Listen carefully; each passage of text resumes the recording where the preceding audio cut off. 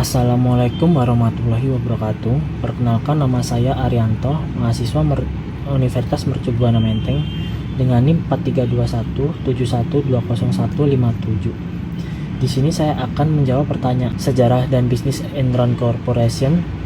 Enron dibentuk pada tahun 1985, sebuah perusahaan Hudson Natural Gas dan dengan internut penyalur gas alam melalui pipa. Modus operasi Enron Corporation, model bisnis dan praktik-praktik tidak etis dari perusahaan ini, antara lain menampilkan data penghasilan yang tidak sebenarnya, serta pertama kali kasus Enron terungkap di publik. Kasus Enron mulai terungkap pada bulan Desember tahun 2000. Untuk dampak kasus Enron bagi stakeholder, keruntuhan perusahaan energi Enron cukup banyak berdampak bagi dunia bisnis. Madoff Securities. Sejarah dan bisnis Madoff Securities. Bernard Lawrence Bernie Madoff lahir di Queens 29 April 1938. Umur 82 tahun. Adalah pengusaha dan mantan kepala dari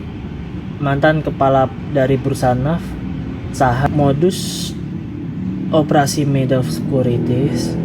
Kasus penipuan ini berawal dari pendirian perusahaan bernama Bernard L. Madoff Investment Securities LLC. Perusahaan pialang dan perusahaan yang mengelola dana-dana warga. Pertama kali kasus Madoff Securities terungkap ke publik pada tanggal 10 Desember tahun 2008. Madoff mengakui kepada saudara laki-laki dan dua anaknya. Dampak dari kecurangan Madoff mengakui pada tanggal 10 Desember 2008 ia mengaku pada anak-anaknya jika bagian perusahaan aset firmanya merupakan suatu skema Ponzi yang besar. Sejarah dan bisnis San Prima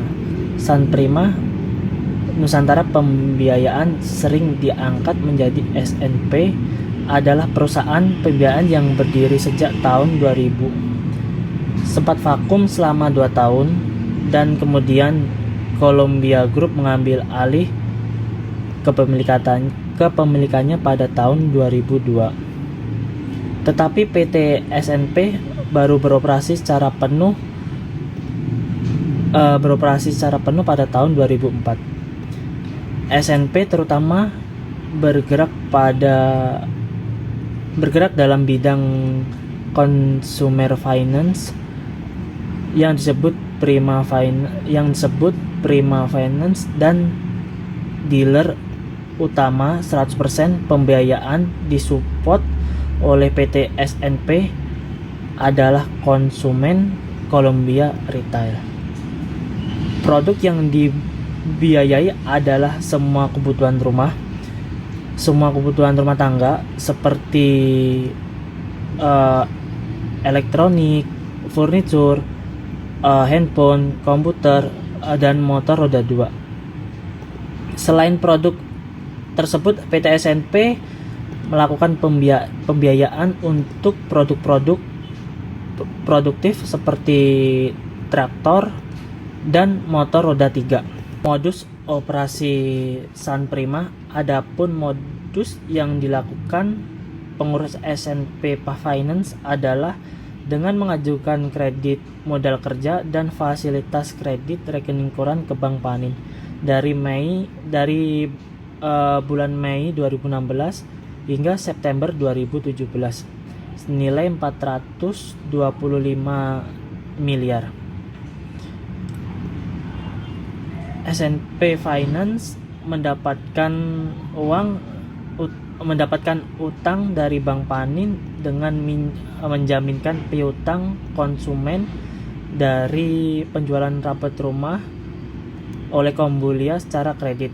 pertama kali kasus San Prima terungkap di publik?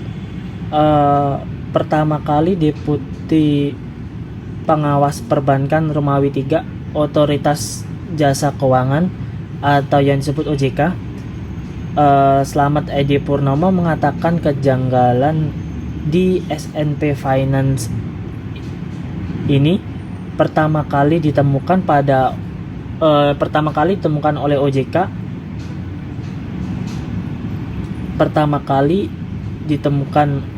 oleh OJK tahun 2017 dalam laporan Bank Mandiri Juli tahun 2017.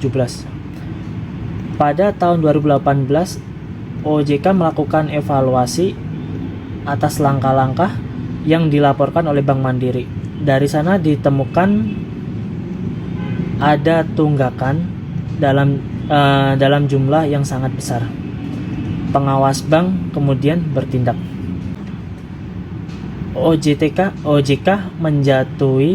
menjatuhkan sanksi administratif kepada 2 akun publik AP dan 1 kantor angkutan publik atau yang disebut KAP.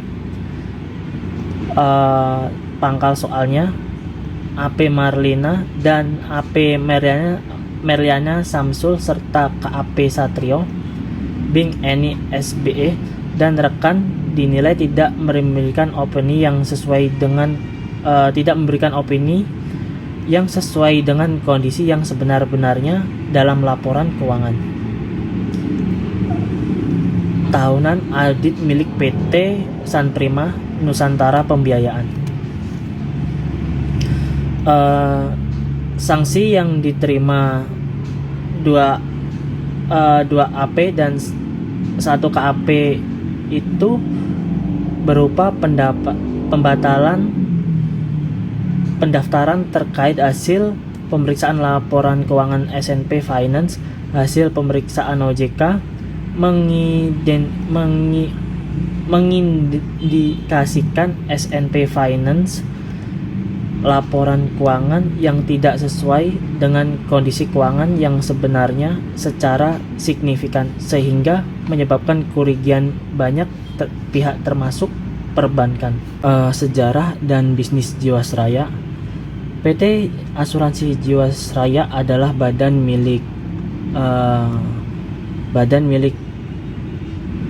usaha milik Indonesia yang bergerak di bidang asuransi. Modus operasi Jiwasraya.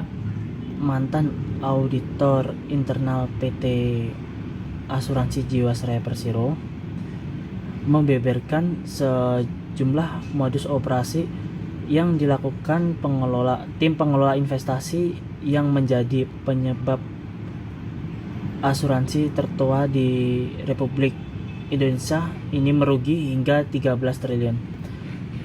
Penyalahgunaan itu antara lain Jiwasraya melakukan investasi yang cukup besar melakukan investasi yang cukup besar pada saham-saham yang memiliki kinerja keuangan yang kurang bagus. Bahkan di perusahaan yang merugi seperti PT Indi Agri Resource Tbk. Pertama kali kasus Jiwasraya terungkap ke publik pada bulan Oktober sampai November. Dampak dari kecurangan Jiwasraya, persoalan defisit keuangan PT Asuransi Jiwasraya Persero ini semakin panas. Yang terbaru, Badan Pemeriksa Keuangan mengklaim skandal di perusahaan asuransi itu bersifat gigantik atau berskala besar.